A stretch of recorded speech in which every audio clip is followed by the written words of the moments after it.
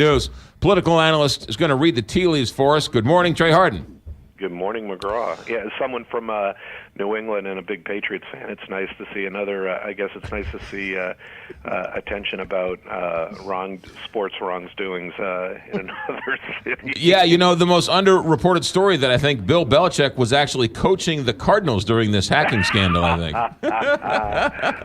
Well played, well played. All right, thank you very much. Now, let's talk about what's going on in Washington, because I imagine it is wild in Washington the last 72 hours. As you sit and watch the president fire the acting attorney general, what are your initial thoughts as you sit and watch this?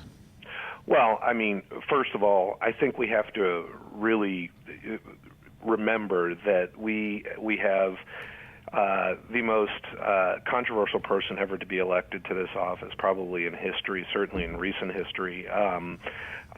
He certainly does not care about that, the fact that he's controversial. In fact, I would go as far as saying that he really, surprisingly to people, does not care about public relations, or if he does, they are the public relations that are viewed truly through his own narcissistic lens. This is a perfect example of it. This is not going to be any aberration. It's not going to be any different than probably 100 days from now. He is not going to change or acquiesce because maybe people think he's not acting smart politically or from a public relations standpoint. This is what we are going to see. He certainly had a right to fire this AG overnight. I mean, she clearly was doing it for political purposes. I guess now everything's fair game. So, I mean, if that's the way she wanted to go out, that's the way she's going to go out. But in terms of how he's going to roll these things out, again, you and I don't need to agree with it. Most people don't need to agree with it, but it's just the way he's going to do it. So it's sit back and be ready for the ride. And as I've said many times, I think it's either going to be an A or an F in terms of his effectiveness. It's an unforced error, though. Why would you not brief the Director of Homeland Security about a change in immigration policy, roll it out, and have no one know what's going on? Yeah, but McGraw, yes, it is. To you and me, it's an unforced error. As analysts and looking at this objectively, to many others, it may be an unforced error. But he doesn't view it that way, and he doesn't care that it's an unforced error. What is it going to cost him? It doesn't cost him anything in his eyes. He doesn't care about the protests that are happening. He doesn't care about the backlash and the reaction.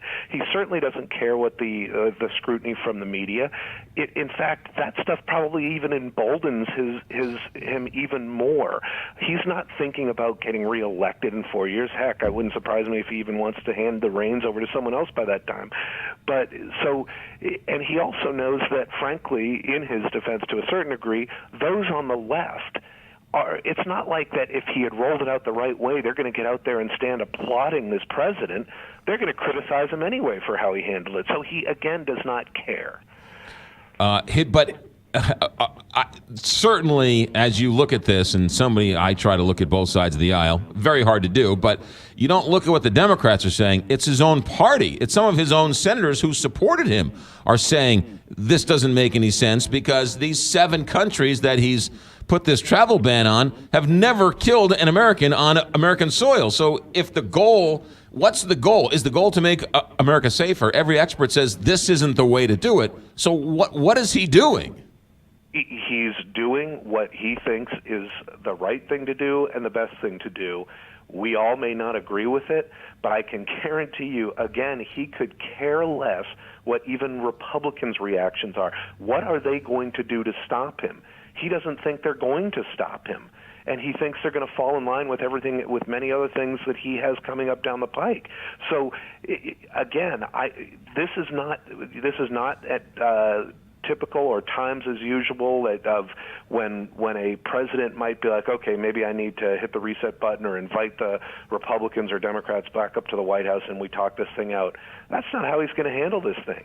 He's also advised by essentially a sociopath that has zero political experience in Steve Bannon that from what I understand, has the goods on the president, so much so that he basically owns the president's mind and has convinced him that the same people that helped him get elected, the Breitbart Army, is the same people he could have impeach him or get him out of office if he doesn't carry out this Bannon manifesto. So it is a crazy time, but I can tell you one thing, and that is, looking at this closely, that this president, it does not care about unforced errors, does not care about even the reaction in his own party. It's not going to stop him from doing what he wants. He doesn't think his party got him elected, so he certainly doesn't care what they think.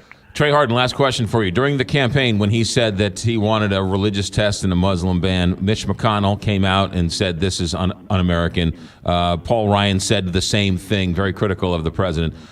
Now people look to them and say, what about now, guy? Now he's the president. He's he's the head of your party. You guys are the Speaker of the House and the Senate Majority Leader. People are going to start to look to them to see what they do now. You are 100% correct, and that's why I said that his victory would ultimately, and it's also why I said it would either be an A or an F, and this is going to be leading towards the F part of it, but maybe even if he's successful, this will happen. I think that his victory in November has significant repercussions on the Republican Party's future in Congress in not the near term, in the very near term. So you're exactly right. They're going to be they're being put in a very difficult position to defend undefensible acts. But